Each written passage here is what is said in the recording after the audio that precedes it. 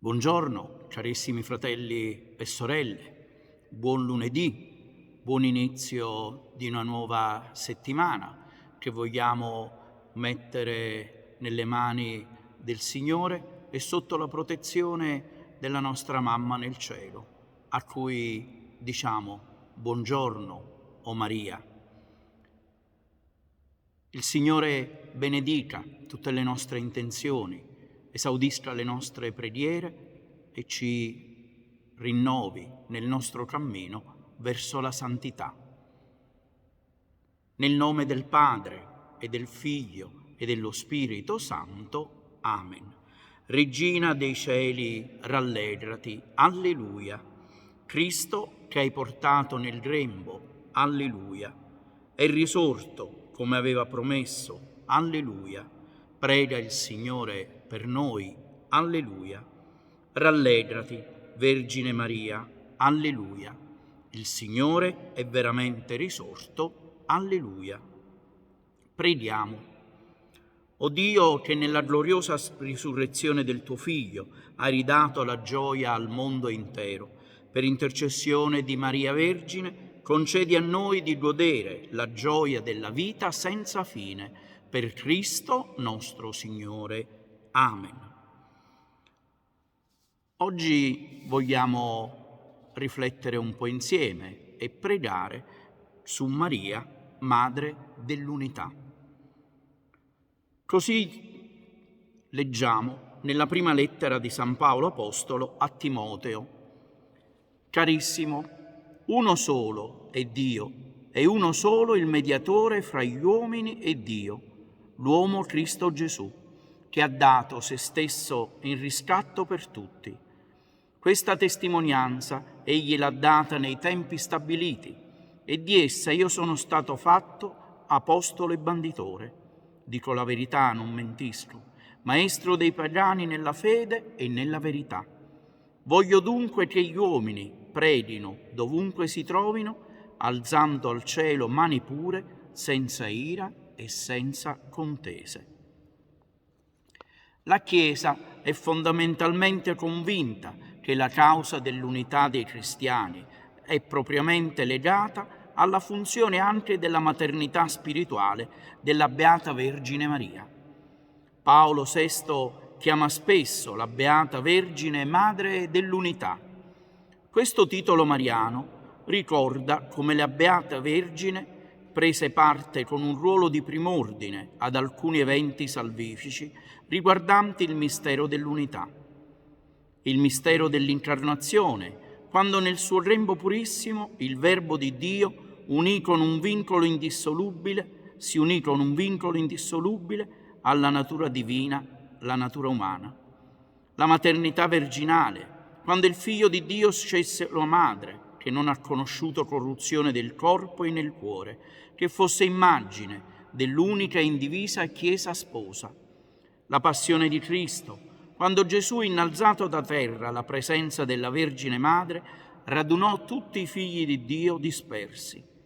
L'effusione dello Spirito Santo, quando Gesù, ritornato al Padre, inviò lo Spirito di unità e di concordia, di riconciliazione e di perdono sugli Apostoli raccolti in preghiera con Maria. Un racconto che ci accompagna in questa giornata. Un uomo, il suo cavallo e il suo cane camminavano lungo la strada. Mentre passavano vicino a un albero gigantesco, un fulmine li colpì, uccidendoli all'istante. Ma il viandante non si accorse di aver lasciato questo mondo e continuò a camminare accompagnato dai suoi animali. A volte i morti impiegano qualche tempo per rendersi conto della loro nuova condizione. Il cammino era molto lungo, dovevano salire una collina, il sole picchiava forte ed erano sudati e assetati. A una curva della strada videro un portone magnifico di marmo che conduceva a una piazza pavimentata con blocchi d'oro, al centro della quale si innalzava una fontana da cui sgorgava acqua cristallina. Il viandante si rivolse all'uomo che sorvegliava l'entrata. «Buongiorno, «Buongiorno», rispose il guardiano. «Che luogo è mai questo così bello?» «È il cielo». «Che bello essere arrivati in cielo, abbiamo tanta sete. Puoi entrare e bere a volontà». Il guardiano indicò la fontana. «Anche il mio cavallo e il mio cane hanno tanta sete». «Ah, mi dispiace molto», disse il guardiano, «ma qui non è permesso l'entrata degli animali». L'uomo fu molto deluso. La sua sete era grande, ma non avrebbe mai bevuto da solo. Ringraziò il guardiano e proseguì. Dopo aver camminato a lungo su per la collina, il viandante e gli animali giunsero in un luogo, il cui ingresso era costituito da una vecchia porta che si apriva su un sentiero di terra battuta fiancheggiata da alberi. All'ombra di uno di essi era sdraiato un uomo. Probabilmente era addormentato. «Buongiorno», disse il viandante. L'uomo fece un cenno con il capo. «Io, il mio cane e il mio cane abbiamo molta sete». «C'è una fonte tra quei massi», disse l'uomo indicando il luogo, e aggiunse: «Potete bere a volontà». L'uomo, il cavallo e il cane si avvicinarono alla fonte e si dissetarono. Il viandante andò a ringraziare. «Tornate quando volete», rispose l'uomo. «A proposito, come si chiama questo posto?» «Si chiama cielo». «Cielo?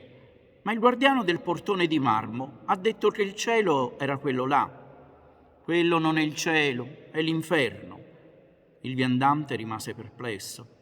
«Dovreste proibire di utilizzare il nome di cielo. Di certo questa falsa informazione causa grandi confusioni». «Assolutamente no.